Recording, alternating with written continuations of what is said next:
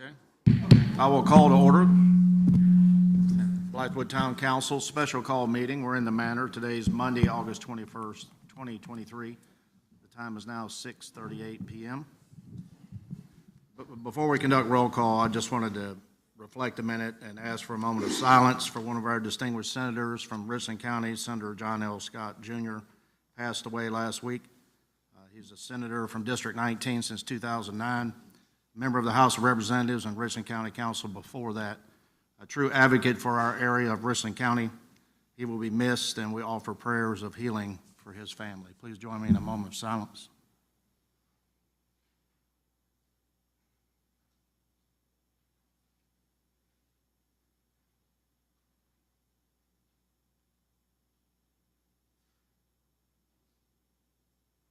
Thank you.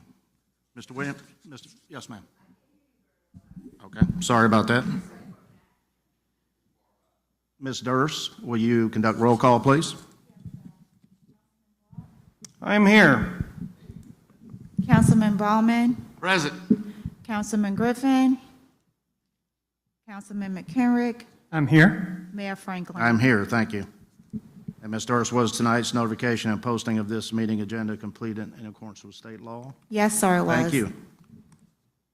All right, council members, before you is tonight's agenda. I'll be looking for a motion to approve. Motion to approve is presented. Second. It's been probably motion seconded to approve this agenda as presented. Any discussion? Question, is this simply a discussion item and there will be no action taken by this body? Yes. That is correct.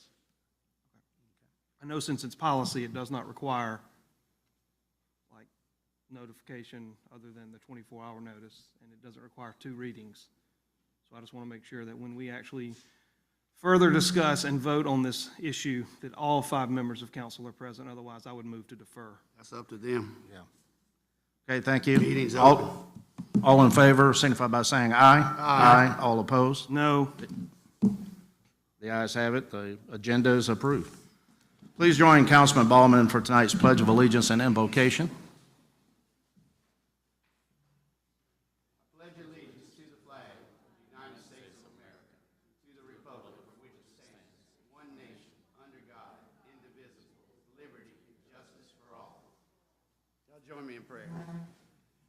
Father and our God, I just come to you tonight, Father, giving you thanks for who you are. Father, I thank you for the many blessings you so freely bestow upon your people. Father, we do pray for those in our midst that have lost loved ones recently. I think of the Scott family and the Covert family. Father, for those in our midst that are suffering from illness or injury, I also lift them up to you tonight in prayer. Father, I ask your presence here with us as we discuss this item tonight. Father, I ask that you just guide and direct all that we say and do, and all that we say and do brings honor and glory to you. In Christ's name I pray. Amen. Thank you and welcome everyone tonight. Thank you for coming.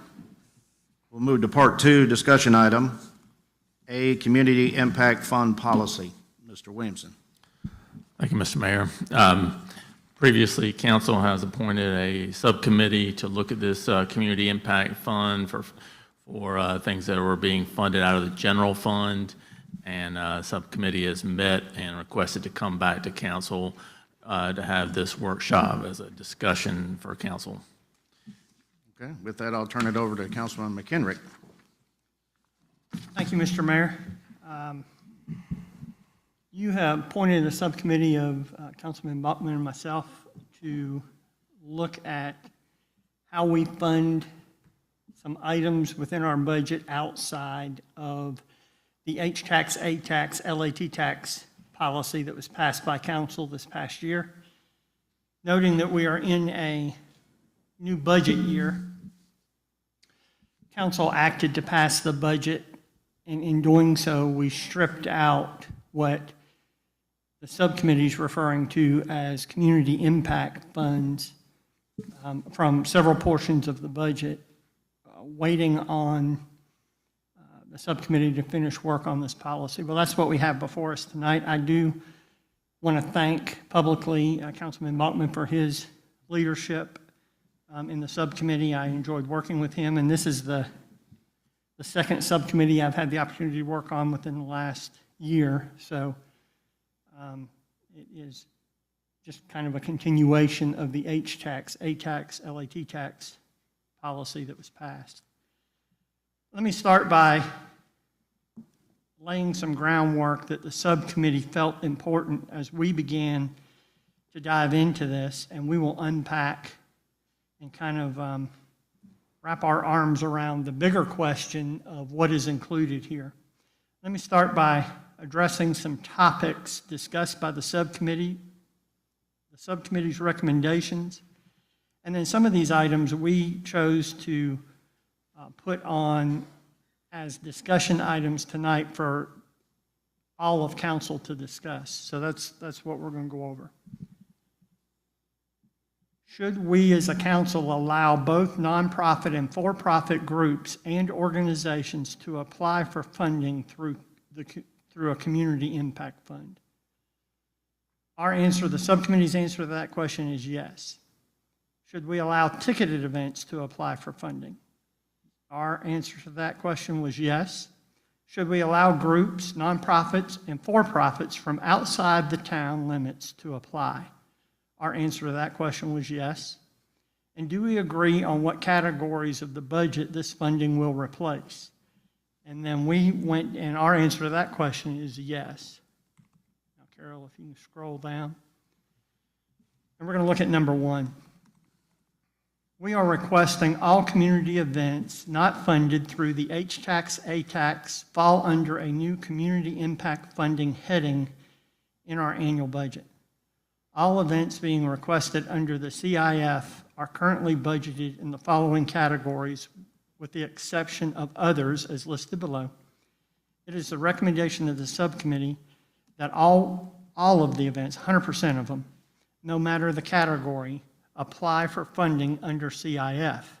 So if you look at the town's budget, the town currently has current community events, which is in our budget under 10-4120-375, and include Movies in the Park, the Farmers Market, the Purple Heart Celebration, Greater Blythewood Chamber of Commerce sponsorship, Christmas Parade, the Big Grab, and the 4th of July celebration.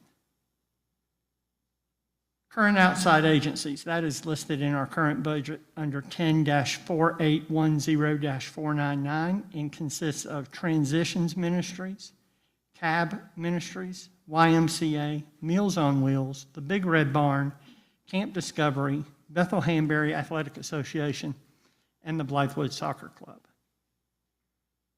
The next that would hit this are current cultural events, 23-5110-372, Black History Month, Veterans Day, the 3rd grade study, which is now currently being done by the Historical Society. And then the Historical Society requested new funding under the 23-24 budget for a quilters event. Others. Everything on this list is not in the current budget. All of the below were excluded from funding under the H-Tax, A-Tax, LAT policy. Those are the Bengal Invitational, Range for Hope, Blythewood Artists Guild, Queens of the Castle, Chris Kendall Market, Blythewood's Children's Theater, Run with Rotary, Red Hawks Invitational, Parks Hutto Invitational, Fairways to Freedom, the Most Gala, Blythewood Football, Camp Discoveries, Blythewood Historical Society and Museum, South Carolina Diamond Invitational, the Fall Rodeo, the Spring Rodeo, Juneteenth, and then there was a request put in by the Greater Blythewood Chamber of Commerce for a part-time staffer, which was requested in the 23-24 budget. I'm not going to get into the application, which is number 2. It's down here further on for a discussion item. The subcommittee would ask council to be aware of the financial impact a new policy would have on current and future groups or events for that matter. That will be a discussion item here in just a minute. Recommendations, CIF funding guidelines. CIF restrictions would mirror the current H-Tax, A-Tax restrictions as outlined below. A first-year applicant may receive a maximum of $7,500 for eligible expenses in the first fiscal year of implementation. Subsequent year applications may receive a maximum of $5,000 of eligible expenses per fiscal year. Groups or organizations are capped at $15,000 in the first fiscal year of implementation and $10,000 in all subsequent years. Can a group, nonprofit or for-profit, apply and receive both H-Tax, A-Tax, or SAT and community impact funds? We're going to discuss that here as well. Should we limit the funding in CIFs to equal whatever the calculation on the H-Tax, A-Tax, SAT is equivalent to? I'll caveat that there is an Excel spreadsheet that the town uses for budgeting purposes, which was arrived at by the first subcommittee, which Councilman Brock and myself worked on. So it is a self-populating Excel spreadsheet once you put in the town's commitments out of those funds. And our recommendation is we use a very similar calculation method for the CIF funds. Should any request for a nonprofit or for-profit payrolls or expenses be paid from CIF funds? We've answered that question no, and in doing so, we understand that the position that will put the Blythewood Historical Society and Museum in, as well as the request from the Greater Blythewood Chamber of Commerce. Should outside agencies' requests be funded through CIF? We've answered that question no, and we're going to discuss those as well. Should school-related youth activities be funded through CIF? No, and we'll discuss those. And should annual sponsorships be reviewed on a cost-benefit basis? Answer to that question is yes. And the subcommittee needs to present a complete application to council, which there is under number 2. Certainly a starting point as we looked at some of the other towns that have a similar budgeting method, what they're using. So certainly that's a starting point for an application. So Mr. Mayor, that was a very quick recap to get some discussion started. And the purpose for us asking for this workshop was so we could handle some of the discussion items ahead of Monday night's council meeting, because we also understand we're putting staff, we're stretching staff as we're going to be headed into a budget amendment for whatever that vote is going to be, so we can fund those items with a budget amendment moving forward in this year's budget. And Councilman Bachman, did I miss anything? No, sir, I think you covered it very well. And now we'll dive in if y'all want to. Go right ahead, council members.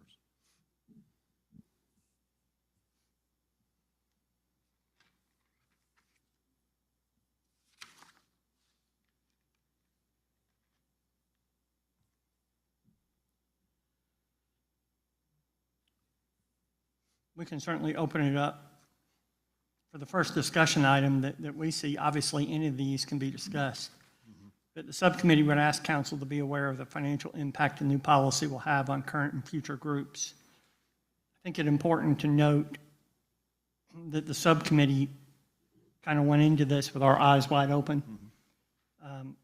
And certainly there are people sitting out here tonight that in past years have received funds through H-Tax, A-Tax, LAT tax, and or the general fund that this policy would restrict or eliminate. I think it's important for us to recognize that, not downplay that. This would be a change. And then I think it's also important to recognize that we are in the midst of a budget currently, 23-24. Some of these items on this list under number 1 would continue to be funded at the discretion of council. And hopefully we can discuss those tonight and get the ball rolling on what those are going to be.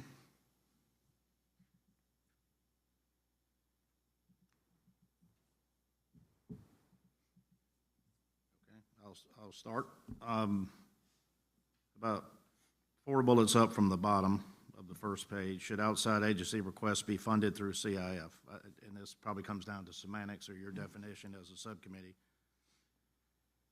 What would determine if something is an outside agency request versus a community impact event? What was your reasoning? We would see outside agencies becoming a part of community impact, but currently, if you look at our current outside agencies, Transitions, CAB, YMCA, Meals on Wheels, Big Red Barn, Camp Discovery, Bethlehem Area Athletic Association, and Blythewood Soccer Club. Those are kind of, in my conversations with Mr. Williamson, those are wash, rinse, repeat line items in the budget. These groups, by and large, do not come before council and ask for money. We do not ask them what these funds are going to be spent on or towards, yet they are kind of an automatic placeholder in our budget. So our recommendation would be that we back up and we form a policy for outside agencies to request funds from the town of Blythewood. And in doing so, that would be a council decision if we're going to do this. But to say we're going to just include them in a CIF funding, our answer to that was no, we would not. Makes sense. And similarly, should school-related / youth activities be funded through CIF? How do we define school-related or youth activities? We use the same definition as the HTAC subcommittee did. So, and then we only have the list that's on here as other. We only have that list to go by, and we pulled that from past HTACs, ATACs applications. And if it is made up predominantly of students, it would qualify as a school or / student activity. Keep in mind, we're trying to get away from funding booster clubs through the town's budget, general fund or HTACs.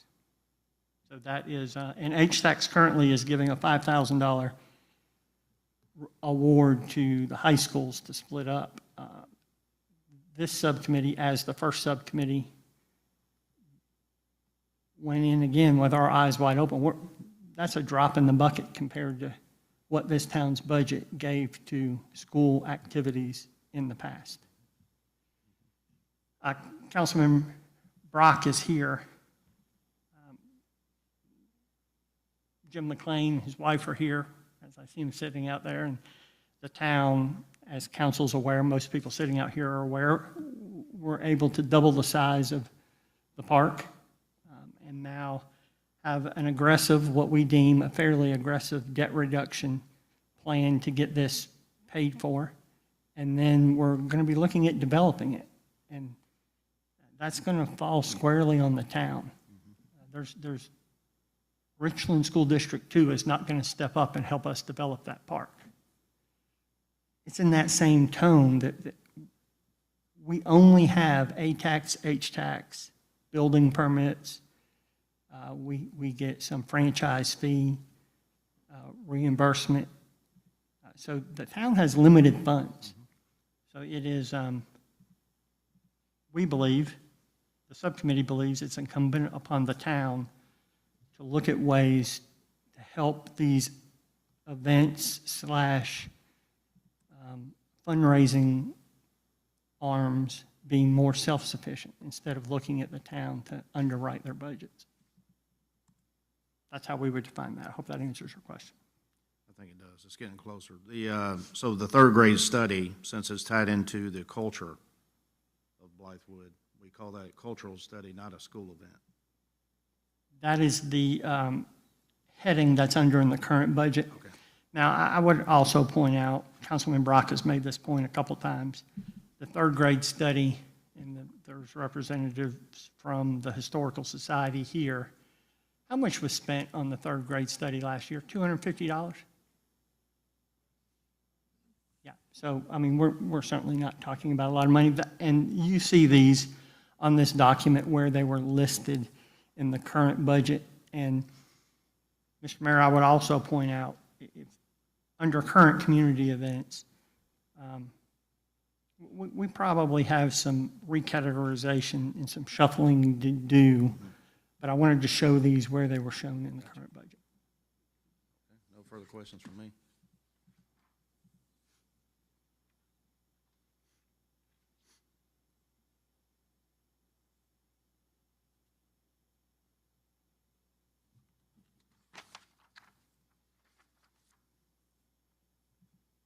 And if there's, Mr. Mayor, if there's no other questions from council, there's certainly representatives here that may have some comments, questions.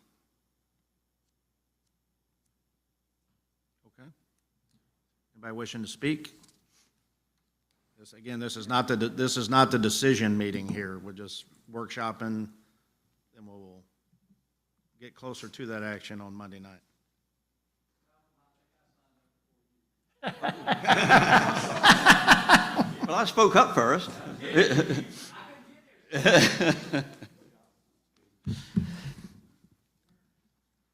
Sorry about that. Mr. Gorge. Mr. Mayor, Malcolm Gorge, 219 Winding Oak Way, representing Blythewood Historical Society and the Museum. So, this is of great concern to the Historical Society, as you can imagine, primarily because of the suggestion there that our operational funds would not be included in the budget.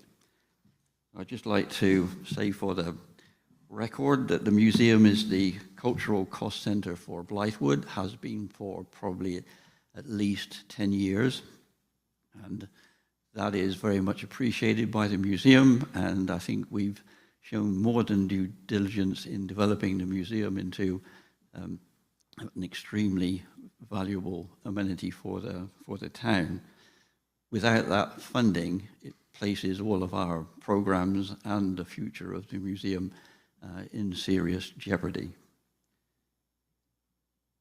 Under the state accommodation tax, we've raised this before, which is Title 6, Chapter 4, includes museum funding as a valuable part of encouraging tourism and growth in that industry. And I think we can show from our records and our current achievements that we've been extremely successful over the years in doing that. And Margaret Kelly was talking only the other day to me about this month is likely to be a record of over 100 visitors during this current month, which has been a tremendous recovery since COVID, for example.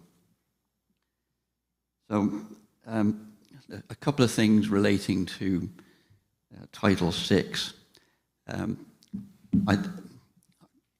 My understanding of that, and I'm certainly no attorney, and I find it quite difficult reading through all that text, but it certainly makes it clear that museums qualify for state accommodation tax funds. So I don't think we're asking for anything unreasonable. It talks about funding all activities relating to tourism. Now, you cannot do anything for tourism if you don't involve people. And that's why it's so important to us that we receive funding for our operational expenses so that we can have the resource there to continue with the promotion of everything that we do within the museum. So there's another interesting point which I'm not clear about. I was curious or mystified why the E-Tax Committee kind of ceased to operate, but again, under Title VI, it does require some oversight committee to be in place to review how the funds that are received from the state are managed. So that's not been addressed tonight, and that's an open question in my mind. So I think the bottom line from us is We're very, very concerned about this proposal. We would like the committee and the council to rethink that item there about providing operational funding for both ourselves and for the Chamber of Commerce, but Mr. Ross will speak to that, no doubt. And you mentioned, Mr. McKendrick mentioned that we are already within the budget year for 23-24. How are we going to identify how those funds are going to be distributed to non-profits, since there's only a bulk number in the budget, so we don't know who's going to get what, when, or how. So that's in brief at the questions that I have, but I'd like you to seriously consider reviewing our operational costs, because that's absolutely important to us as a matter of survival. Thank you. All right, thank you, sir. Any questions for Mr. Gorge? Thank you, sir. Former Mayor Mike Ross, sir.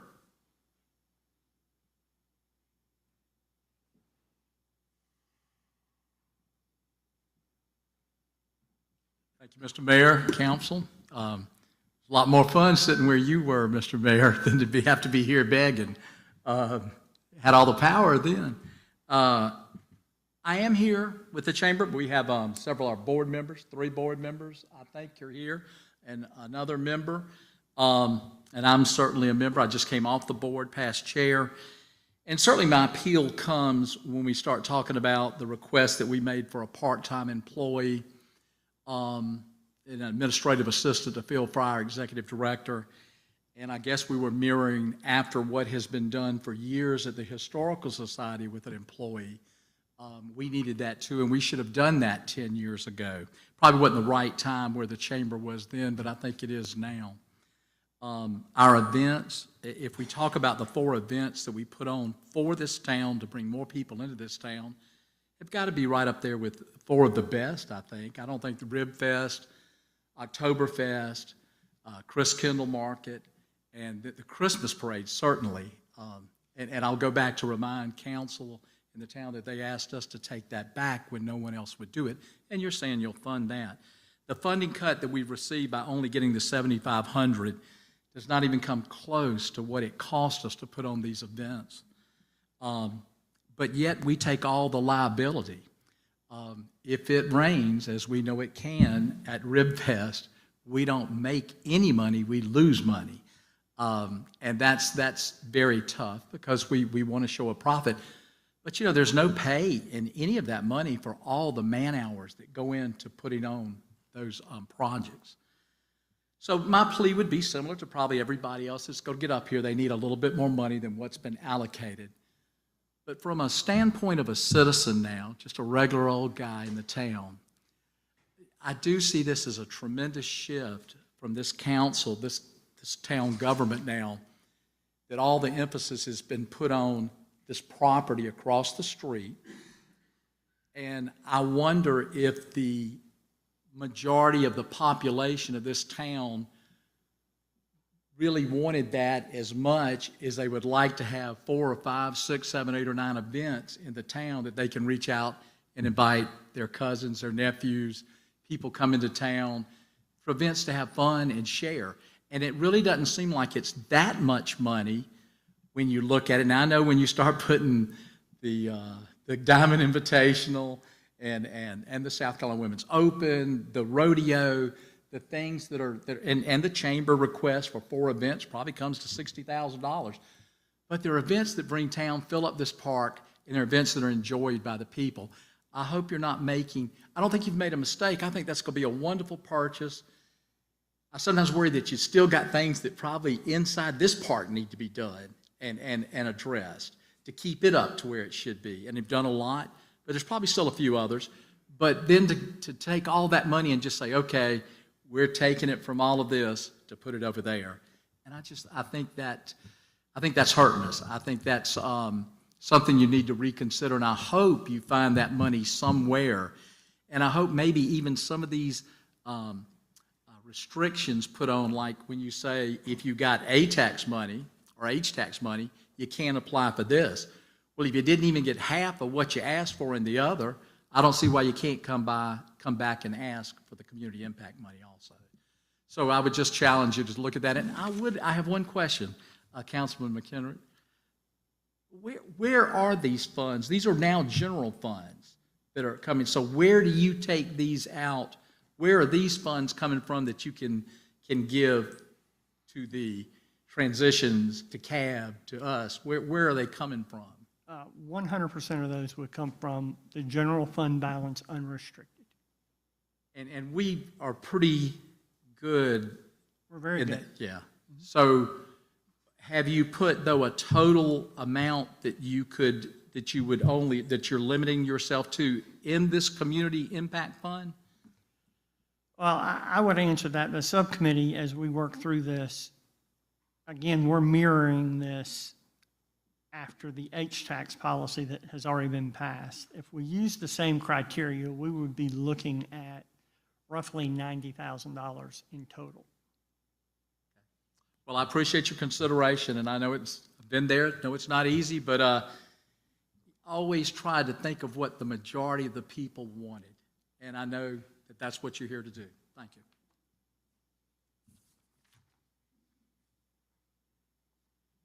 I'm sorry, Mr. Robert, I can't read the last name. 1724 Fulmer Road. Oh, Miss Bobby. She's scout.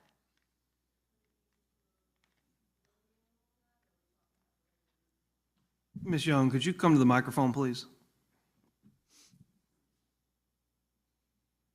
I think I heard a question. Are we still talking about this issue? No, ma'am. I'll call you back. I Okay. just went in order. I'm sorry. I should have asked what. And then anybody else want to speak about this CIF policy? Please, Mr. King. Thank you.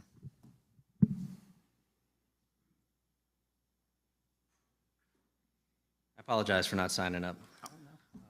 But I'm Alvin King, the Executive Director for Range for Hope, a local nonprofit here. And I guess my concern was the pivot or the change or the transition with regard to how things were done this year, vice years previous. And so based on that previous criteria, we focused more on specific one-day events based on the criteria we had in front of us. As a foundation who gives away free golf lessons to veterans, their family, as well as people with disabilities for 6 months throughout the year here in this community, we serve over 300 people a year, you know, in the town of Blythewood. And so my concern was, you know, based on the change or the shift in criteria, H-tax, A-tax, just kind of really pivoted and transitioned away from more of a community impact, where we're going now with community impact. Because, you know, I noticed just looking at some of the other organizations that are, you know, identified as culture events or other agencies, you know, as we transition to us, you know, we're in the other category. So as an organization that serves this community and has done so for many years, just trying to figure out where we fit into that fold moving forward now based on the new criterias that are outlined in this guidance. That's one. And then two, would there be consideration moving forward for, I guess, for me personally, I'm just trying to figure out should we more focus on our programming aspect versus an individual event, which we've previously done, or, you know, just throwing that out there for council to kind of give guidance. This way I can kind of know which way we can moving forward, because it doesn't make sense to try to apply based off of previous year experience now based on the new criteria, based on new guidance, I would say.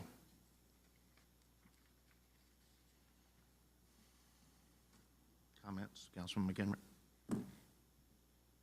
Mr. King, thank you. And I'm going to tell you, I don't necessarily have the silver bullet answer for you. Oh, yeah.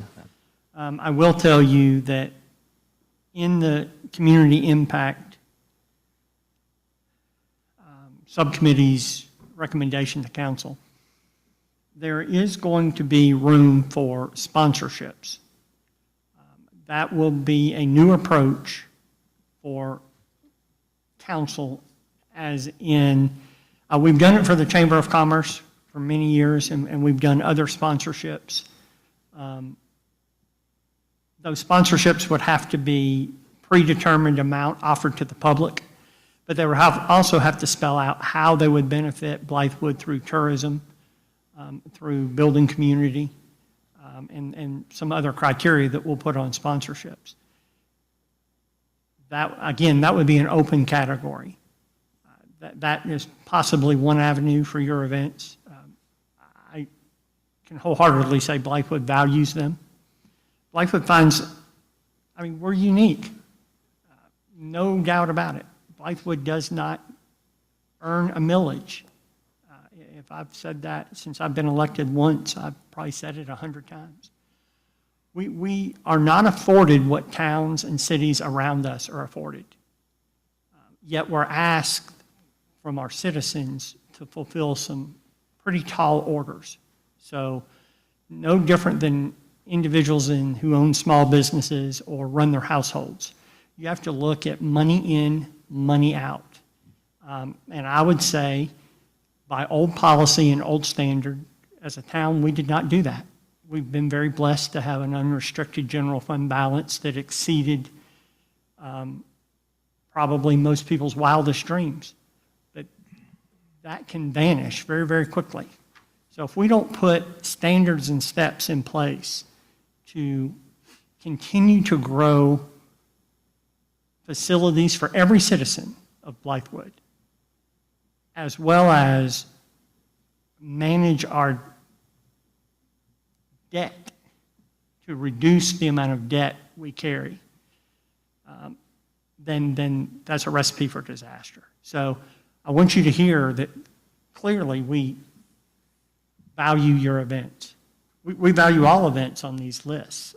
I think that's how they got on the list to begin with. I don't think anything's on this list by mistake.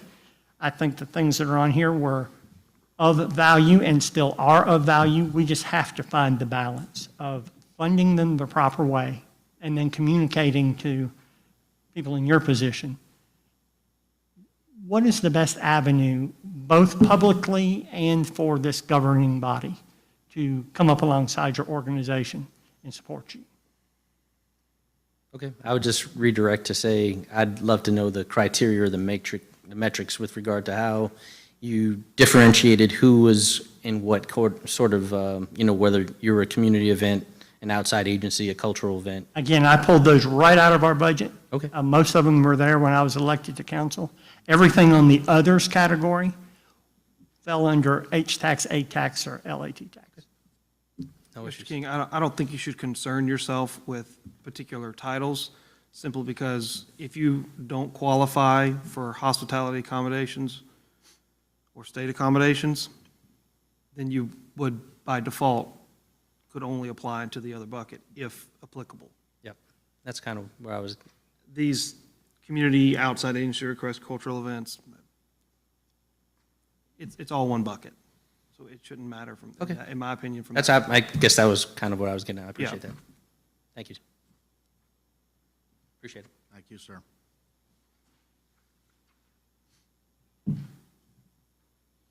Ms. Heather Martin? Oh, Frankie's coming up. Oh, I'm sorry.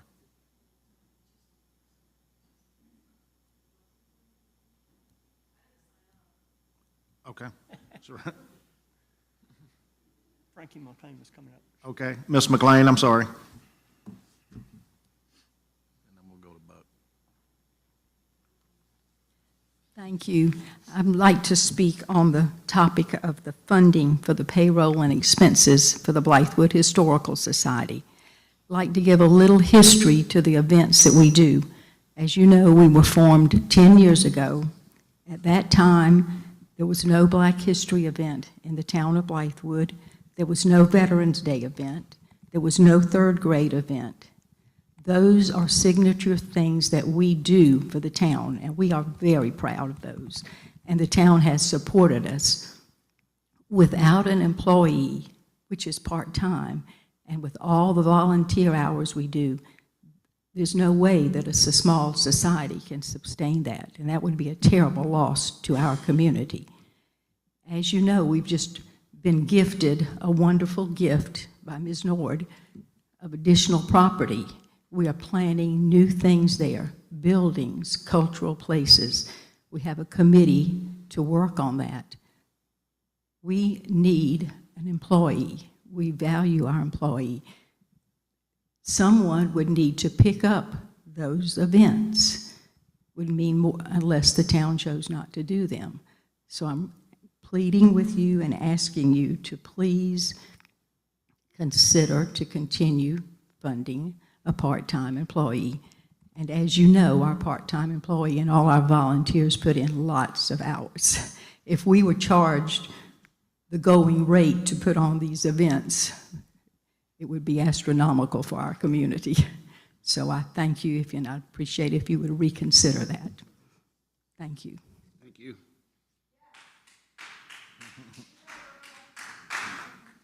Mr. Mayor, if I may. Please, Councilman McHenry. When we look at the general fund, and Ms. McLean, you're correct, for a number of years, the Historical Society and Museum has received funds to offset payroll expenses. So when that door begins to swing even wider than it currently is, and I would use the Greater Blythewood Chamber of Commerce, and I don't fault them, but in some of these, I think I would reverse the question for purpose of discussion.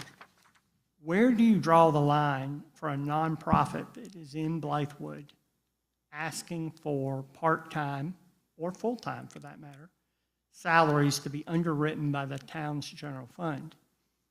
Again, It's their mission. Sir? It's their mission. I disagree. Okay. I would again point to a sponsorship that we don't, so we wouldn't limit a nonprofit. So Blythewood could quickly become the hub of nonprofit agencies of just as long as you're serving the community. And to the larger question, I would challenge Blythewood that clearly two very, very significant events, Black History Month and Veterans Day. We certainly could retool those events by using the town's resources and letting the museum come up and undergird the town and figure out how to pull these events off. So I by no means is this subcommittee saying by not paying a part-time employee, we're scrapping two significant events for the town. But it does beg the question, when you start to open the door, as long as your mission matches that of the Historical Society or the Chamber of Commerce or the Civitans organization or a Rotary organization, then any of those entities could come and say, we need you to underwrite a staff member. One thing I probably didn't bring up is we do not charge for anything. So we have no funds. We have wonderful funds in that we write grants. We've written, I can't begin to tell you how many grants we've written and how blessed we've been to receive those. But keeping a door open every day for visitors to come, and you have to, if you ride through Blythewood, we are the little hub that's left. And now that we've acquired more land, we can make even a better location, bring some old buildings in, do some things that can't be done. It's a beautiful little corner, and it needs to be preserved. And most people may not realize there is not a museum in this part of the Richland County. There's no Richland County museum. The Blythewood Historical Society is the museum for this end of Richland County. And we feel like we're vital, And we appreciate all your thoughts, and I appreciate your comments, and I completely understand them. So thank you. Ms. McLean, Yes, yes, sir. may I ask you a question? Yes, sir. Thank you. You mentioned grants. Yes, yes, sir. You apply for, your organization applies for multiple grants each year, Yes. correct? Yes, sir. Can you ask me, and you're a 501c3, correct? Yes, sir. Could you pontificate why it would appear that none of the other organizations here apply for the same grants or apply for grants that they would qualify for? I don't expect an answer, it's okay. Yeah, thank you. Some of the things we have done, though, we've applied for grants through, individual grants. We've Yep. had matching grants. We've applied through South Carolina Humanities. So you look Richland. for all available resources? Yes, we do, and most grants do not fund employees. Okay. Most grants fund projects. Even buildings are hard to have funded. Most grants fund programs, and we've been very successful in that. We brought the Smithsonian here. Those are things that our community would not have if it weren't for us having an employee, part-time employee. And you also work with Richland County and the Historical Society of Richland County? Yes, we do. And you work with Councilman Pugh? We do, and we receive funds from Richland County, but those funds, there again, most grants don't allow for employees. It's programming, and it, But my point is, there are other funds out there that people could apply for other than siphoning off the town of Blythewood. absolutely, absolutely, and we certainly don't get, we have a lot of funding outside of the town of Blythewood. You just have to go by and see that beautiful property and the things we've done. The town's helped us tremendously, but we get other funds from big places, and we thank, even though we appreciate the town. Thank you, Ms. McLean. On that note, Councilman McKendrick, wouldn't it probably be to our advantage to require any applicant to apply for additional funding outside of the town, to require them to exhaust all measures before they come before the town of Blythewood? If the Historical Society can do it, why can't every other organization? I mean, I don't disagree with that statement. But it's not in your policy. It is not in the policy. Yes, sir.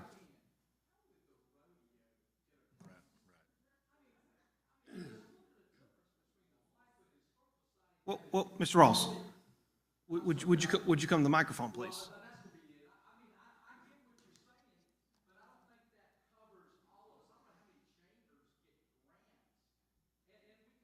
Well, have you ever written a grant? Then then my question would be, how do you know? I know.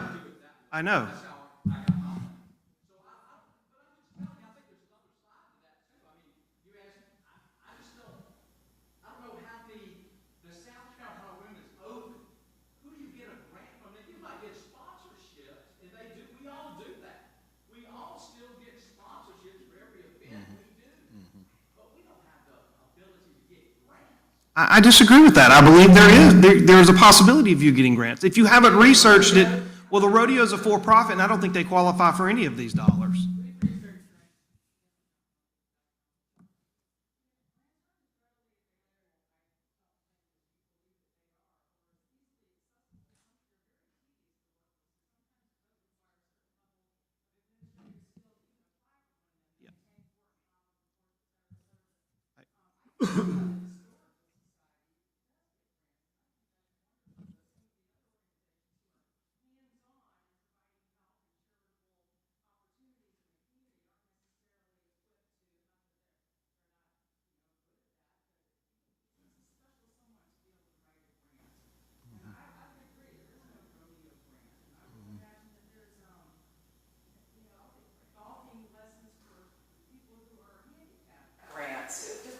Maybe the next time we meet, you could provide an opportunity to identify. That's not my job. That's also not council's job. When you use the term siphon, and that was just downright insulting. I think everybody's here to siphon. Excuse me for interrupting you, but yeah, nobody's here to siphon anything. Siphon is a bad word. Thank you. That's an accurate word. Mr. Coggins, can you come up next? Okay,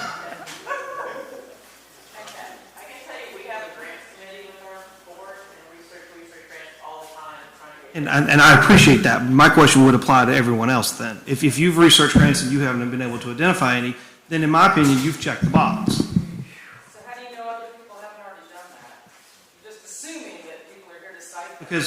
Because people take the path of least resistance, and this town has proven to clearly be the path of least resistance for shoring up your balance sheet. You like this town, don't you? You do like, and you do know we are the people of the town, right? You're one person in this town, There's more than one person here, Mr. about Brown. 25, maybe I, 20. I'm not looking to have a debate, Mr. Ross. Let me interrupt and keep us back on track. But I will say I also take exception to the term siphon.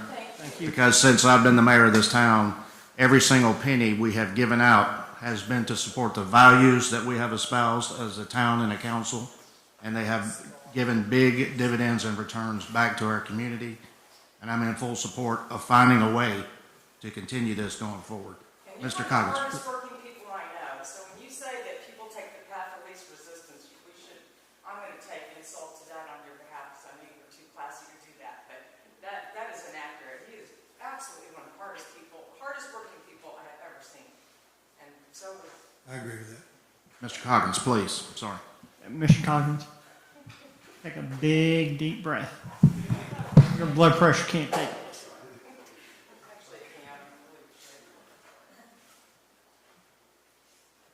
Well, I'm just going to start with a little bit of history. I think there's a difference in events in the town. I understand how you're getting it lined up. I apologize for my voice, got a little laryngitis. But I'm no different than anybody in this room in that I want to support and serve Blythewood. I spent almost a quarter of my life, which has gone by like that, doing rodeos for the town. Why? Because 15 years ago, I was asked by the town to bring a rodeo to town and develop it and bring tourists to Blythewood. And we started with nothing, and we went, and we got a little help, and we got bigger, and we grew, and we got a little more help, and we got bigger, and we grew.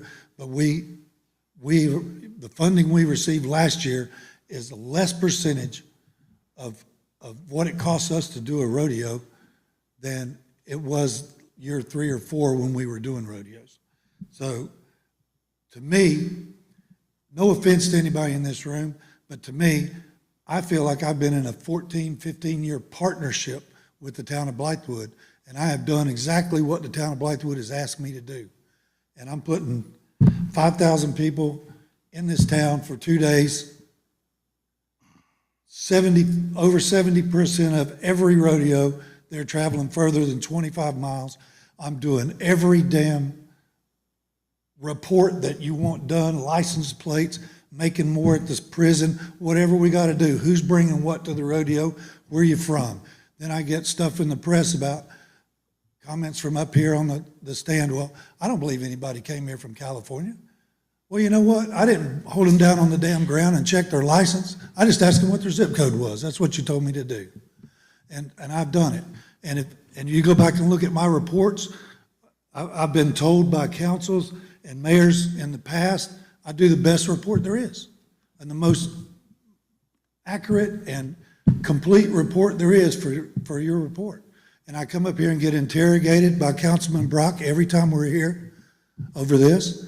I don't know what the vendetta is about the rodeo. He came to one rodeo and brought his kids. We hired the Cub Scouts to pick up trash, made a big donation to that, never could get them back. And ever since then, we've had a problem. The other one that won't show up, Councilman Griffin, won't show up to talk about the rodeo or anything else. So I don't know where he's at, but we were asked to do this thing for the town, and then with this council, we've been asked to do 2. So we started 2. Now I'm out here doing 2 rodeos a year, and what am I going to do if it rains? What do I do if it rains? How do I manage?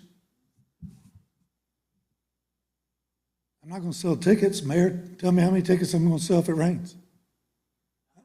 Well, And it's a ticketed event. And I'm, big bad event guy that sells tickets, but it costs a lot of damn money to put on a rodeo. And I take all the risk, and I've taken all the risk for 14 years. The town has not risked anything except the A tax, L tax, S tax, Q tax, whatever tax you want to give me, and the help that you've given me, and I so appreciate it. And I tell you, every time I come up here and speak, I tell you how much I appreciate it, and I could not get it done without you. And, the big hoopla over the last subcommittee, I think there's a difference in opinions on the legality of the H-tax, A-tax, who gets what. We've always been in a partnership here, and now I'm out of a partner. I mean, I just feel like I'm out of a partner. So I'm standing here 2 months away from the next rodeo on my own. Can't forecast the weather for 2 months, but you know what? Thank God for Blythewood and you guys and for what you've done for me so far. But am I going to quit? No, I'm not going to quit. I'm going to do it. But I'm going to pray a lot, and I'm going to go get some more sponsors. And I, can't go get a grant. I ain't got time to sit and write grants and sit around and punch on a computer all day. I got to get some work done. I got a job to do too, and then I got to work for Blythewood. And I do good at that too. And for people who don't know, that think the rodeo is just a rodeo and it's a fun time here for the weekend, it is one of the most prominent rodeos in IPRA nationally. It's known everywhere. We get contestants from everywhere. Yes, we get them from California, and we get them from Texas, and we get them from Canada, and we get them from Brazil, and we get them from Australia.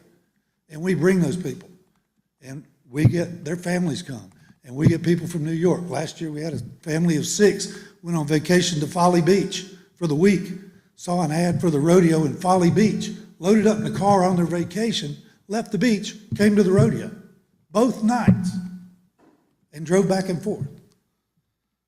If that's not bringing people to Blythewood, I don't know what it is.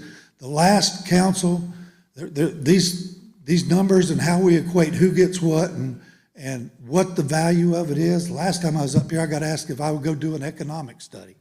I don't know how the hell to do that. Economic impact. I can tell you one thing, every business that I talk to in Blythewood loves the rodeo and does a banner business over the weekend. When George Sensor was on the H-Tax committee, he came to the council meeting and said, I've had my best 2 days in my franchise history over the last 2 years of the rodeo. And that still holds the record for his day franchise as far as I know. I bring 5,000 people a year or twice a year to this town. Proud of what we do. We put on a good event, and I hope that some of the discussion I'm hearing tonight, that maybe there's some other avenues to look at and move forward. I'm in full support of the council. I wish all of them would show up so we could get something done. But I applaud you guys for doing the best you can. And I'm with you, whatever you decide to do. But I just want you to know we're committed to this thing. And if y'all don't want to do it, then just tell me we don't want to do it. But don't just leave me hanging out here. So, Mr. Coggins. Yep. If you look at the bullet points, we did due diligence on this, and you think, it says, should we allow ticketed events to apply for funding? Absolutely, yes, we should. Yes, sir. And we have done due diligence on the research, and all our opinions say that you bring enough tourism in here that you are qualified for this money on this community impact funding. Yeah. So we encourage you to apply.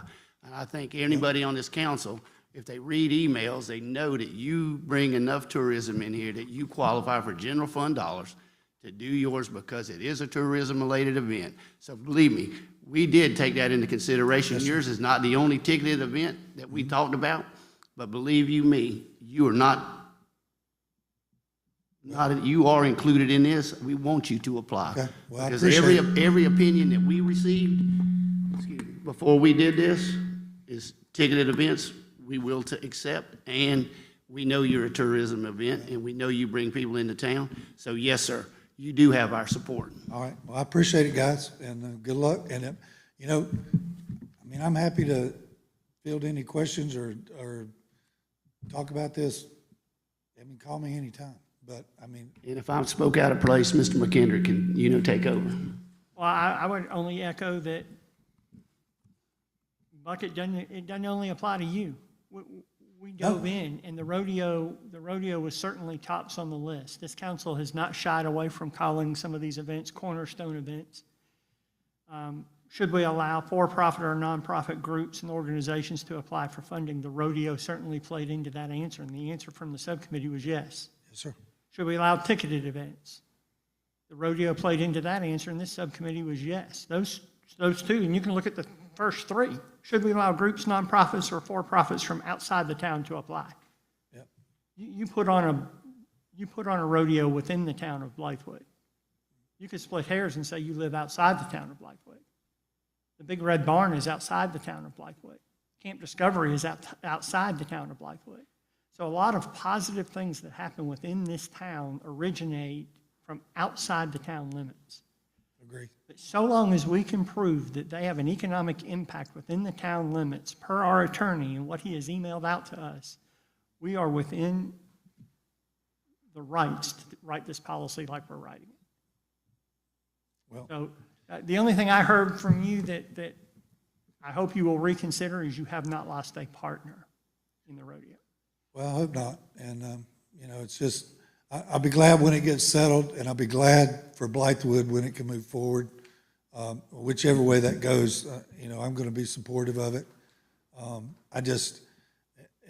It's time to get a handle on it, but there's just some difference in events and trying to pigeonhole everybody into, $7,500 will help a lot of these events and fund their whole thing. And I don't mean to be ungrateful, but it's a minor budget item for me. I mean, it's hard, and I'll don't get me wrong. I'm gonna be thankful to have it. I mean, I need everything I can get, but help-wise. But it's just I don't know what to say. I don't live in the town of Blythewood anymore, but I'm for Blythewood. I always have been. That's why I'm here. That's why I do what I do. So hopefully everybody come to the rodeo. We need to sell a few tickets. Thanks. Thank you, sir.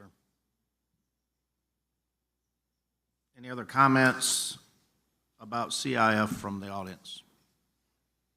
No. Hearing none, I'll open the floor to any other open citizen comments. Ms. Young, would you like to? Thank you, ma'am, for your patience.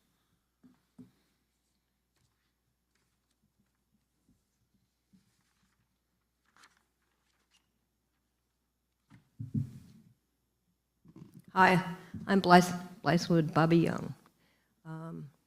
I've been the chair of the Blythewood Planning Commission, so I'm kind of a little bit knowledgeable about how things should go. I'm very concerned about the fact that we still don't have a millage in the town of Blythewood. It really chaps my hide to recognize that the reason that we don't have millage in the town of Blythewood was a promise that a former mayor made in order to become elected. Wrong. I think that's so wrong.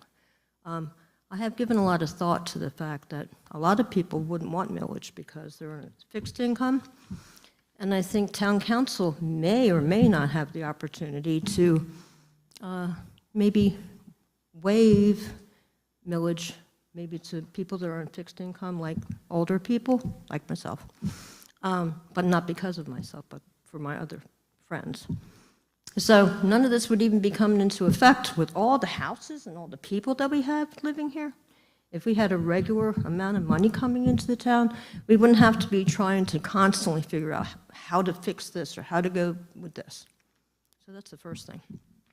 So I'm asking you guys to put your heads together and try to figure out how, now that you've entered into a relationship, a pretty tight relationship, I might add, with the Commerce Department, how you can figure out how to get millage back into our town so that at some point we will not be slaves to Richland County.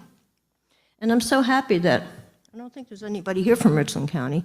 I feel pretty comfortable talking to the people that live here and that work for our town. And I feel very excited that you're willing to listen to what we're saying tonight. Thank you, Mayor Franklin, for inviting us. I really like that. There's one thing that I'm really, really unhappy with. I found out last week that the Chamber of Commerce is entertaining the Scout people. And the people that are in the Chamber of Commerce having tete-a-tetes, interacting, so that why? We're the people of Blythewood. The people in the chamber may or may not live here, but we live here. We've been footing the bill for a long time. How about it, people? You've been paying your taxes all the time? Yes, you have been. We're the people from Blythewood. Our voices should be heard. And I may or may not be excited about Scout coming here. I'm not necessarily going to accomplish anything because Scout's coming here, but I'm very, very concerned about the environmental impact that the Scout plant may have on our society. They're filling in wetlands, they're messing with federally protected floodplains, they want to fill in lots of creeks and ponds, which they've already done. And just because Richland County is the big boy doesn't mean they should just go and do whatever they want. What about presenting a plan to the town of Blythewood where the planning commission can look and go, oh, we love that, or we don't like it, we'd like you to change this or that. They're just doing whatever they want. Why? Because they have clout?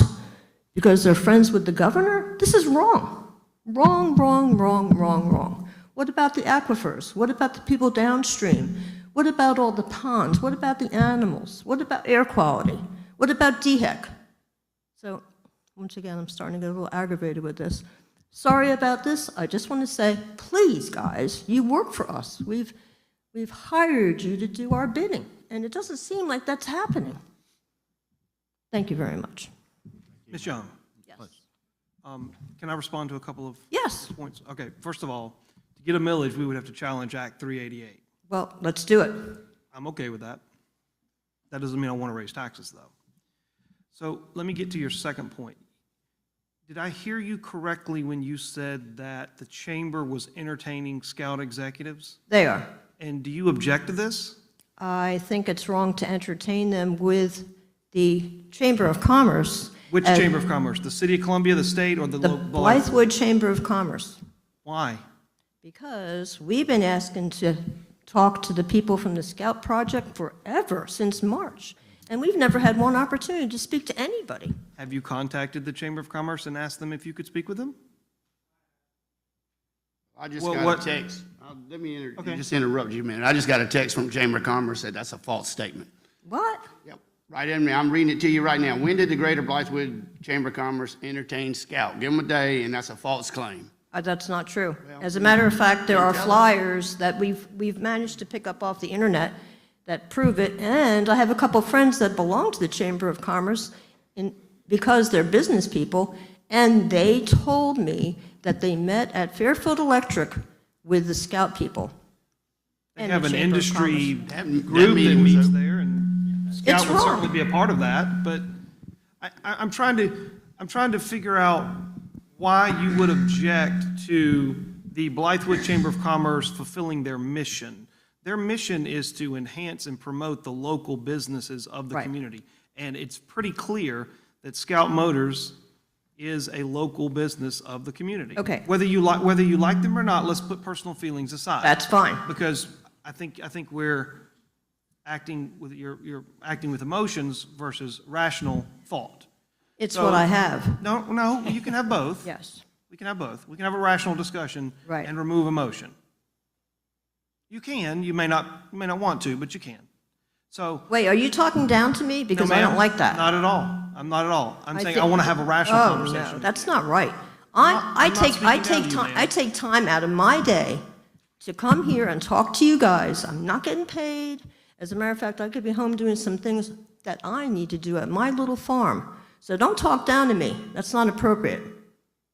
So I have no problem with the Chamber of Commerce meeting with Scout and with all the business people. All I'm saying is, why don't they talk to us, the people that have been footing the bill forever? Come on. Also, another thing was, the first night that we found out about Scout, emotionless. the first night, Richland County came here and said, on average, every taxpayer in Richland County pays $300 a year in taxes on their home. Anybody in here paid $300 a year for taxes? I don't think so. How about the people that are in the Chamber of Commerce? I looked it up today. I talked to a couple of friends of mine who actually belong to the Chamber of Commerce, and they pay a little bit more than we do. But why should they have first opportunity to speak with this gigantic entity that's going to be shadowing over all of us for all of eternity? Why can't we talk to them? It's your job. We need to do that. Good.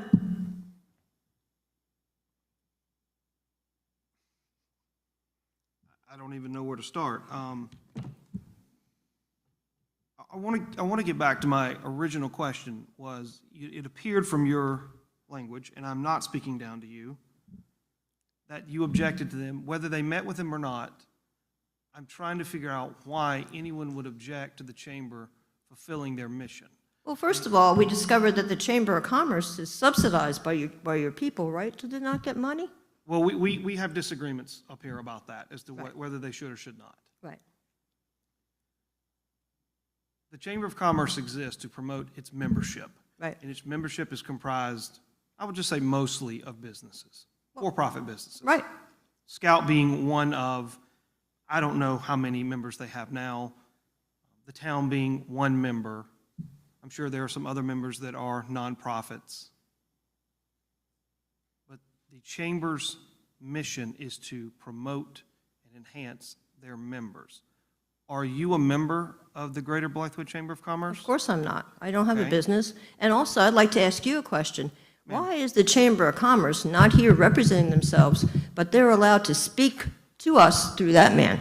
Explain that to me. He's in the hospital in Charleston having right. surgery, so if you want to Gotcha. really know, it's personal. He's in the hospital. Maybe he could send a representative over here to He's got some represent. representatives in the He back was. of the room. Okay, very good. There are a couple of members from All the right, Chamber here. but what I'm saying is I know for a fact that the Chamber of Commerce definitely had two, I think it was 2 meetings.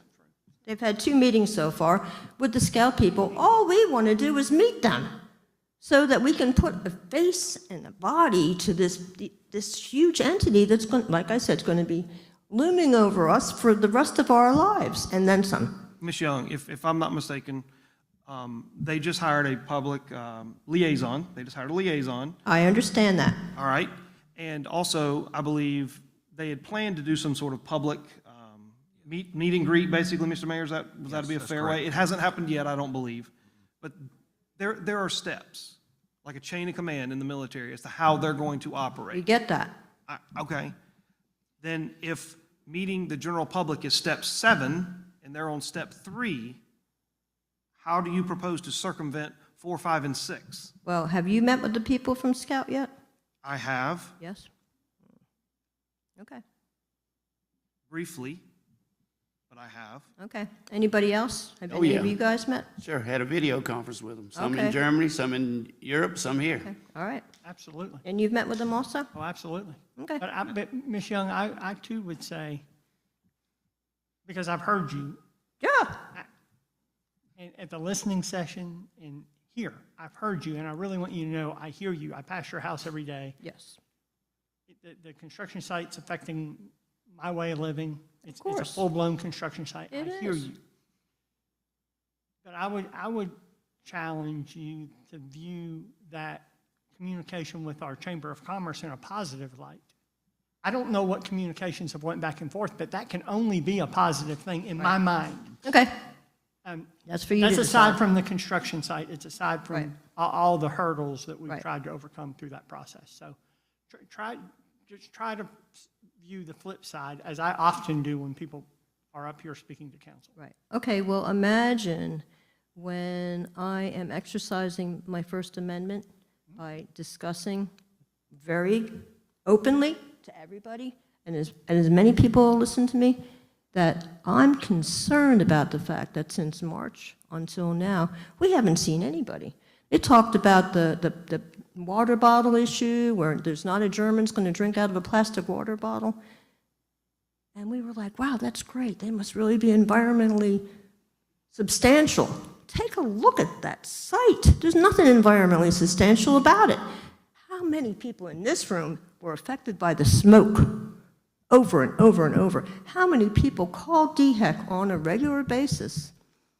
I did, several of my friends did, and we always got a different answer every time we talked to somebody at DHEC. One time they'd say, well, we're not really supposed to burn. Next time they'd say, well, only if it's 1,000 feet off the boundary line. Smoke goes where it wants to go. I have two friends, very, very close friends, who are not here tonight. They're older people. They're in their 80s. They both had to go to the hospital because they couldn't breathe. What? And they've been paying taxes since the 1800s. Come on. Come on. Let's get this together here. And yes, Mr. Brock, I am emotional. I am, because it's my home. It's my health. It's my friend's home and health. That's the right thing. Any other questions? I'm sure I have some more, but I'll reserve them for later. Just one other comment, and I think the BW Scout Group has done a really good job of We try. managing the burn. I've been blocked from the site, so I can't see active comments, but while I was viewing it, the way you handled that and coalesced as a group affected change. Right. And also keep in mind, that is a Richland County site. That site has not been turned over to Scout. That is not I Scout. get it. Can you imagine? Which I'm saying, Richland County, am I allowed to say they suck? How dare they do that to our community? Sorry, everybody. Yes, ma'am. Yes, ma'am. I'm just saying, if you're going to blame a group, be sure you're directing your. Well, I'm just saying, come on, guys, you work for us.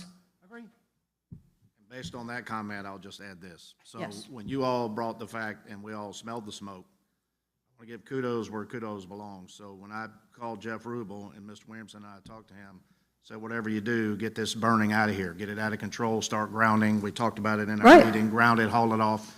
Well, that was cost prohibitive. But what they did do, and they took almost immediate action, you'll recall, because when we I complained do. about it, the smoke went away. I do. They pushed it to the center and to the north part. And then they immediately alleviated our problem, our health concerns, which were number one priority for us. They Yeah, tried. somewhat. They tried. So they did take appropriate action, but understand they had to spend quite a bit more money and add it to the contract. I know, it's not our concern here, but it does affect us when you have smoke and ash. Right. And health concerns, right? Right. They've also addressed the environmental impacts about draining ponds, which is not they say it's not the case. I'm not the expert here, but they did show us, when I say they, the Scout folks went to Mrs. Swaggart's house, and they had a big terrain board. And Right. we've asked them to bring that for the public to see. Yeah. Waiting on that. We also said it's past time to have Scout folks come in here and talk directly to the community. It Not blaming them, because Councilman Brock's correct, they have a certain process. They just hired an individual called a South Carolina liaison. Got that. That person's going to be the person who comes like Jeff Rubel does for the county from time to time and answer our concerns and listen to us. Right. But it's not like they're in a vacuum, because anything y'all say to us, we are certainly immediately going back to them. Of course. We and- work for you. And listen, there's no such thing as a secret in a society, is there? No. Right, but I don't want you to leave thinking you're having the same complaints and concerns, which are very valid, and we're stonewalling it, because we immediately go back, what Thank can be you. done, what can we do to assist? Thank What you. can county do? Thank So you. it's not ideal, it's not perfect. It hurts all our hearts to go and see all those pines cut down, but once all the, that's the hard part, like building a house. You got to clear the lot, build the house, and then put your little trees back in place, and then after 10 years. But they made us Yeah. promises. They said that there would be a 1,000-foot buffer around the whole entire, what they should have done is done something different, not just cut every single tree down. Can you imagine how many animals died out there? Can you picture that? I saw a little turtle who was rolled so bad by a bulldozer that he didn't have one plate left on his tummy. That's terrible. So maybe not everybody feels the same way about animals as I do, but that's terrible. So thank you for listening to Yes, me. ma'am. Thank you. And yes, I am an emotional person, and I'm proud of it, and I'm proud to be a VO as well. Thank you. Who's next? Mr. Byrne? Anybody else? Charles? Yes, sir.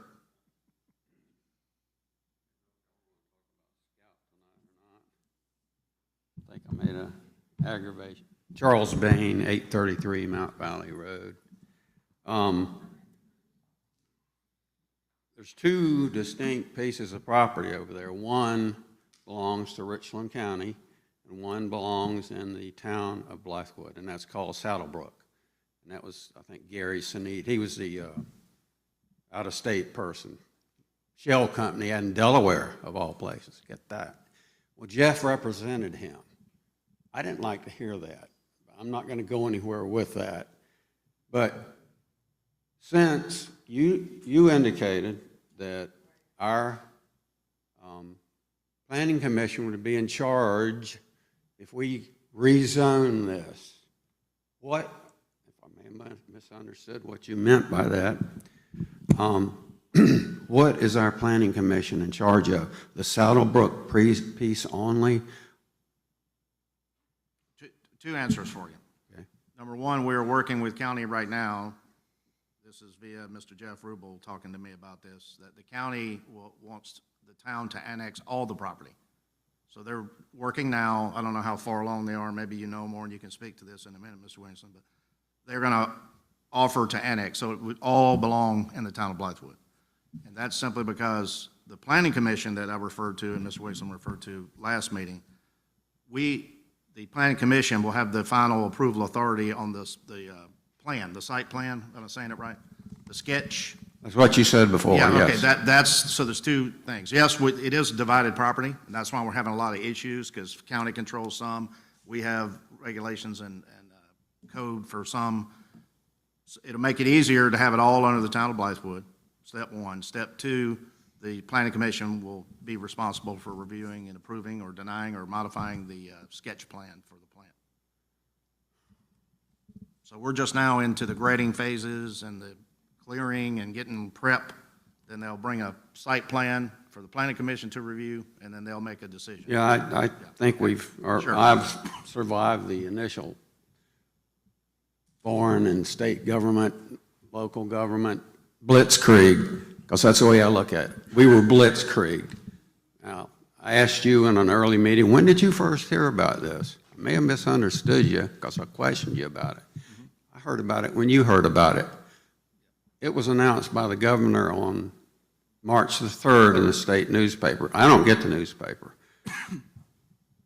I told you that it's my bad for not knowing, but when I found out about it, I said, well, who's in charge of this thing? What's going on?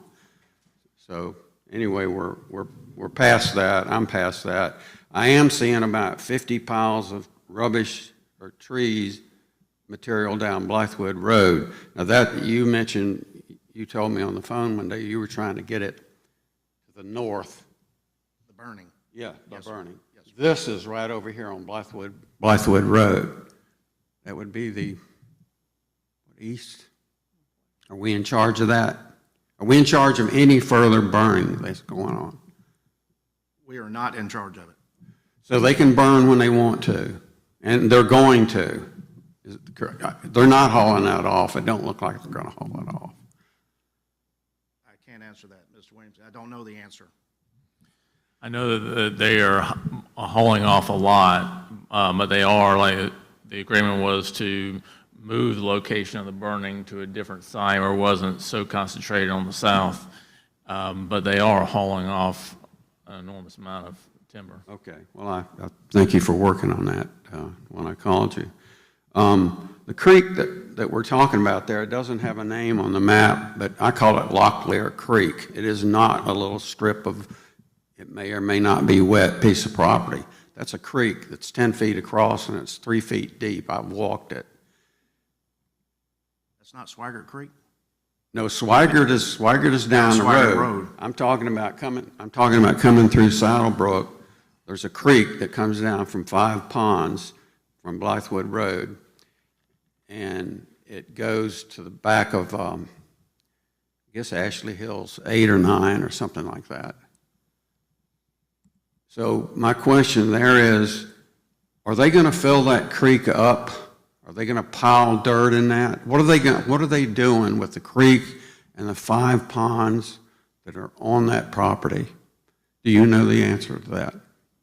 I'll tell you what I know, and Mr. Williamson can either correct me or confirm me, but there's a setback of 1,500 feet from the property line to where they're gonna build, they're gonna have the incline, and the railroad's gonna be on the top of the ridge line. Yeah. So that creek is within that 1,500 feet. So there's gonna be no development right there along that creek bed. They're gonna start up the hill. Is Well, that what Mr. Williams said? and we've talked about writing the EPA. I'll call DHEC. I've done a lot. I've talked to this guy, Army Corps of Engineers guy, down in, I think he's in Charleston. I didn't get a reply from him. I wanted to know, what are you guys approving? And the best I could come up with, well, we can get around this EPA thing, EPA wetland, FEMA thing, by swapping that property for some property, God-forsaken place, Congaree Swamps. Are you telling me, what are we doing with the swapping? Is that any truth to that? What does that mean, swap? Yep. I'm So, gonna have to look at you again.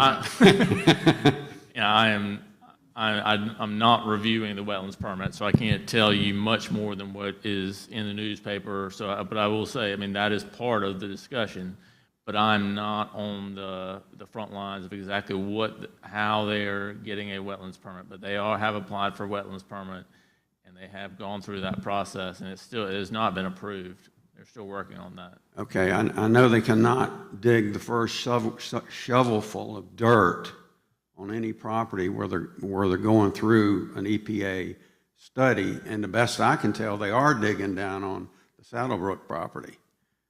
I can't enforce any laws there. They're going to do what they want to do. I'm mainly interested in, if they're covering that stuff up and they have a right to do it, what will be covered up? What are we trading it for? And I'd like to know the TMS map number down in the Congaree Swamp that I'll never see in my life. I don't even want to see it. Where is that? What are we swapping here? Now, when this cover-up starts, if they do it, the EPA says, yeah, we'll do it. We'll swap this EPA flood zone land here for a flood zone property down in Congaree.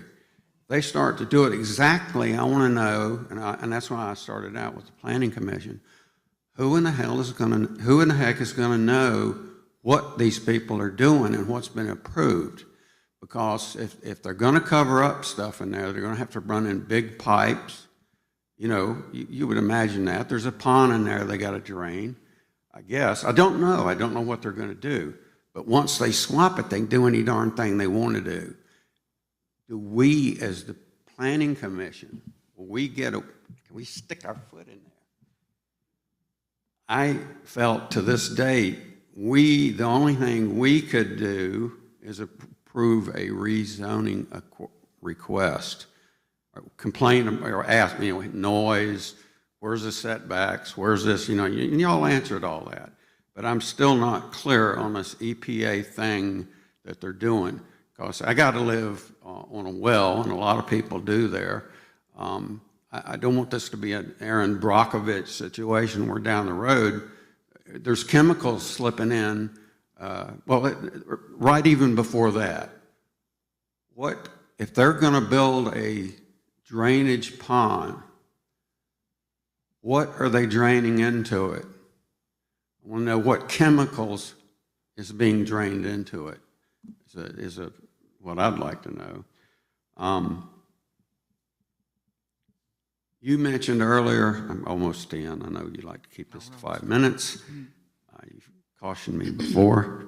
Will Locklear Road, the dirt road now that runs down to the creek from Cobblestone and comes out on Fulmer, they built a big berm there, I was told. I haven't been back in there. Heard it was kind of off limits and we probably shouldn't go back there. So I don't know what it looks like, but you told me, you said, no, they're not opening a road up onto Fulmer from the Scout site. Is that, and we have control over that because that's in the Locklear property. Right. Okay, the They Scout don't own Saddlebrook property. Yeah. Okay. They don't own that property. So, down the bottom of the hill, when you go down Locklear, Yes. somewhere in that area is the property line for what we're talking about here. Well, specifically when you go down Locklear Road from Fulmer, it's a paved road, and where that stops is where their property picks up. You got to wind down that road a little bit, and you come to a hill, and it's straight down, and at the bottom of that's where that creek is. Right. And that's where I might be getting my drinking water out of.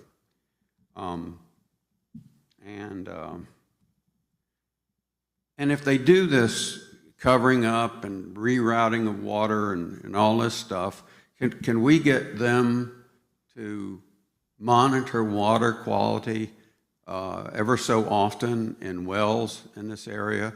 Somebody that would know more about aquifers and things could pose this question to you better.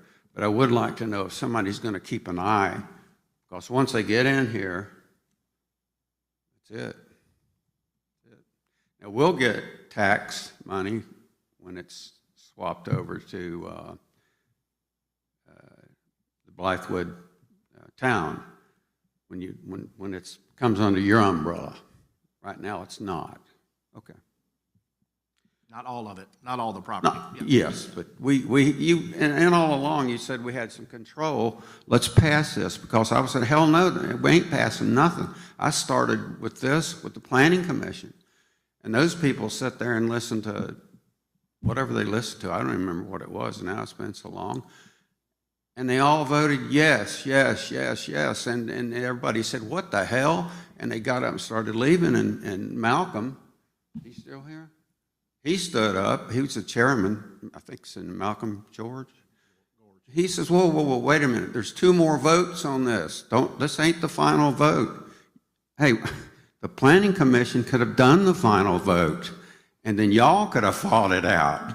Anyway, that's all I have to say. Thank you for the time. I appreciate it. Thank you, sir. And again, like I said a minute ago, it's high time that we get some individuals in here to answer these technical questions that you have that are very concerning for all of us, because we don't know the exact answer right now. We just know they're in I figured you didn't. land development. I mean, we've seen sketches and we've had some people talk, but not the detailed questions that you have. But I know the Army Corps of Engineers involved with this, EPA, Federal Regulatory, DHEC for state of South Carolina. All those folks control that wetlands environmental issue. Obviously, not trying to be funny. You know, the town of Yes. Blythewood does not do that.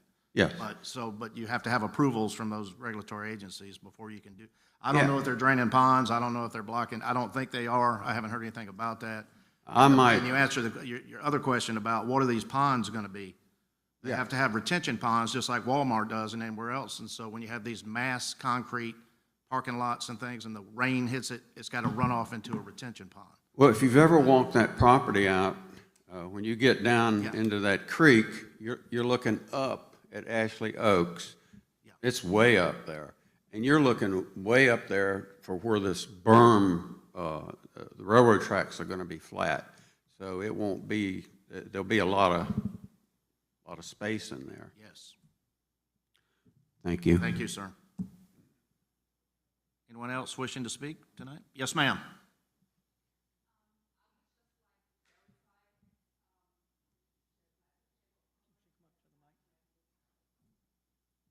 Can you come to the mic, please, just so everyone can hear you at home? I'm sorry. Thank you, though. Didn't mean to interrupt. My name is Jasmine Fonse. I'm with the Blythewood Chamber of Commerce, and I just would like to clarify, we have not met with Scout. We have an industry partner meeting, which is quarterly with the high schools, with universities, with other companies in the area, but we have not met with Scout. It's a lie. Thank you.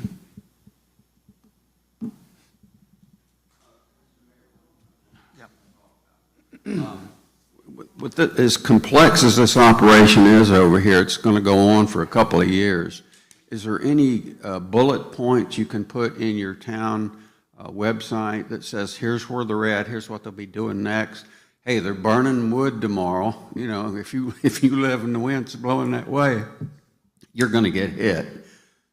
So if there was some status report on what are they getting accomplished over there, to me, it's just a black hole. You know, well, so I come down Blythewood Road, it's an open hole. But thank you. Yes, sir. That's a good point. I know Ms. Wishman started some information on the town website, but a schedule would be a great idea. Yes, sir. We'll ask for that. Anyone else wishing to speak tonight? Yep, Mr. King?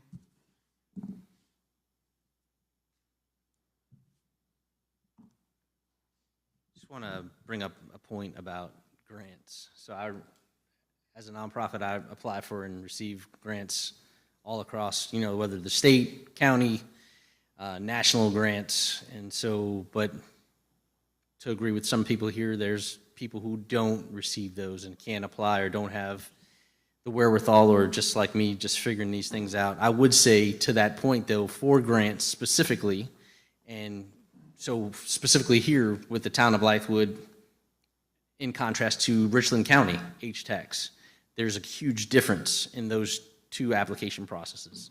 And so and that's kind of where I was posing the question earlier about the criteria.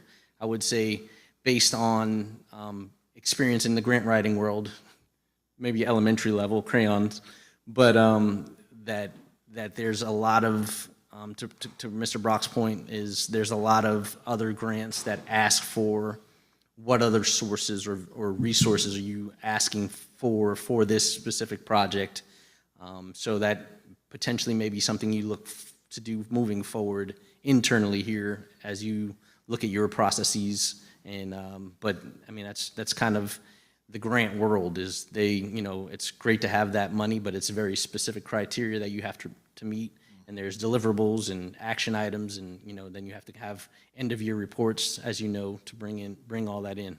But I just wanted to kind of clarify that, from an organization that does receive a lot of grants, that we did receive previously from the town of Blythewood, which was a fraction of what we receive annually.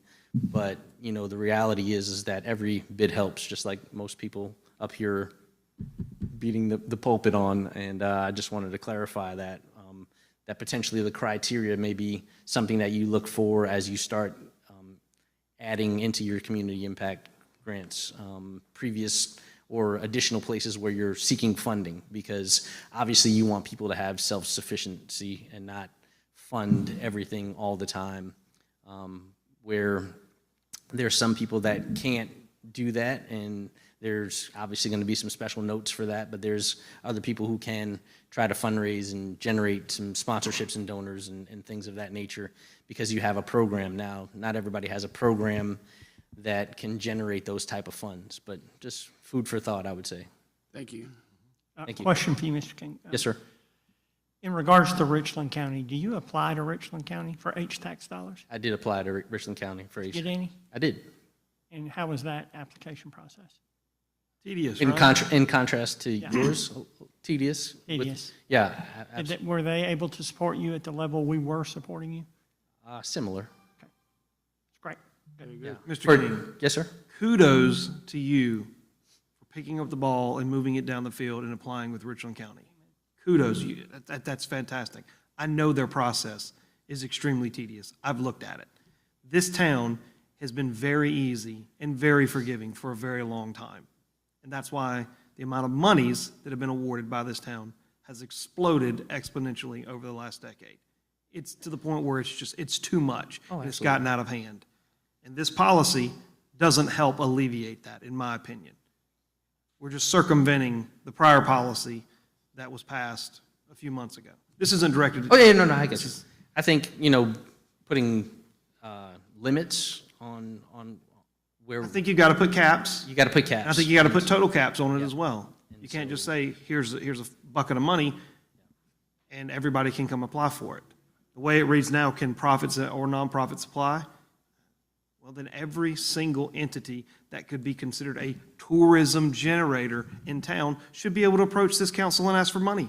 The first person I would say is, hey, Mr. Censor, McDonald's generates the most tourists to this town. Come and apply for some funds. But you know what? Every one of you would laugh at that. But that has the greatest economic impact of this town of any single organization is McDonald's. But you would laugh if McDonald's showed up and asked for a part-time employee, money to fund a part-time employee, because it doesn't make any sense. Does it? Does it benefit the public for the town to fund employees at McDonald's? Probably not, because they're a for-profit business. Point is, the town has to use its money to benefit the public as a whole, right? Agreed. Yep. But not to get off of my soapbox, I'm tired, I don't want to discuss this any longer, but I think it's fantastic that you took the initiative to go to Richland County and apply, and I would actually cast a higher weight to an applicant who has actually taken the time to go out and seek other sources of funding, so thank you. No, thank you for your time. Mr. Williamson, I'm getting a text. Did you get an online question? Did somebody send an online question to you for the meeting tonight? It was about the South Carolina Diamond Invitation. I don't have the question. I just have the person who sent it. There was a question about, does the South Carolina Diamond Invitational qualify under the Community Impact Fund? I don't think we've gotten to that point. I mean, it's on the list to be discussed, so in general, but the committee can speak if you want to, but I think it's, in general, it's part of the group that's being looked at. Speaking of groups, Mr. Williamson. But it may not have been on the list because it wasn't an application. Oh, is it? It's on the list. It's fifth from the bottom. This can't possibly be an all-inclusive group, because if for-profits can apply, every single business in the town of Blythewood should be in here asking for money. Let's have that meeting.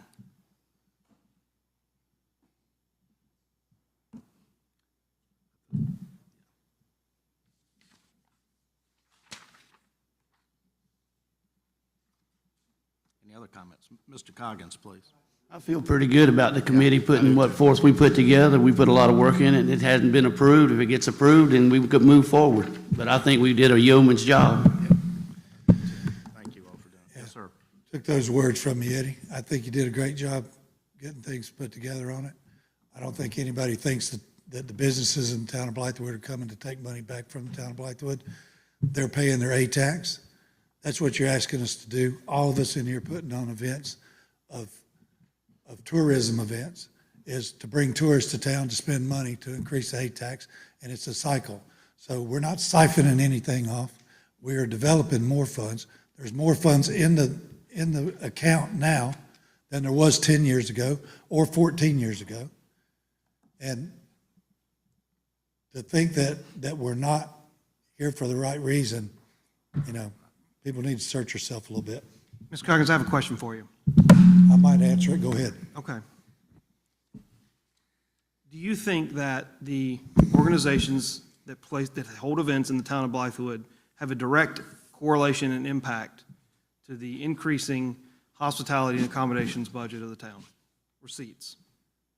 I think when those people come to town and spend money with the businesses in town, and those businesses go through the tax base and pay their tax to the H-tax and the A-tax, I think so. And I know that you and I disagree on the fact that hotels are full during the rodeo and other events in this town, and you don't think anybody brings anything into this town. You just think that we all come and take it, Don. Well, first of all, I would hope that you would start serving the town of Blythewood and the people of Blythewood and quit talking down to the rest of us. I hear it every time I come up here. Somebody's, Mr. Coggins, you're abrasive. you're welcome to your opinion. Yes, sir. And so am I hearing you correctly by saying, yes, you believe there is a direct correlation between events in the town and the increase in hospitality and accommodation receipts? Is that a fair statement? I think so. Okay. Then can you explain to me how hospitality and accommodations receipts increased during COVID when there were no events held in town? Sorry, had a rodeo. Yeah. I think a lot of people had to get out and stop and spend money, and I think the businesses were open enough to do, because you got to pay the tax, man. So the businesses. You know what? I'm not that guy, Don. I'm not the government. All I can tell you is bulls go on the left, bulls go on the right. Calves go to the other end. People come through the gate, vendors get set up, lights go on, and we clean up. That's all I can tell you. And I appreciate all of you guys. And I think, I don't envy you for what you're having to do, but I appreciate it. Anybody else? Thank you. Thanks, Mike. Any other comments? Do we have a motion to adjourn? Motion. Second. It's been Probably motion second to adjourn tonight. Any further discussion? All in favor signify by saying aye. Aye. All opposed? The ayes have it. We're adjourned. Thank you.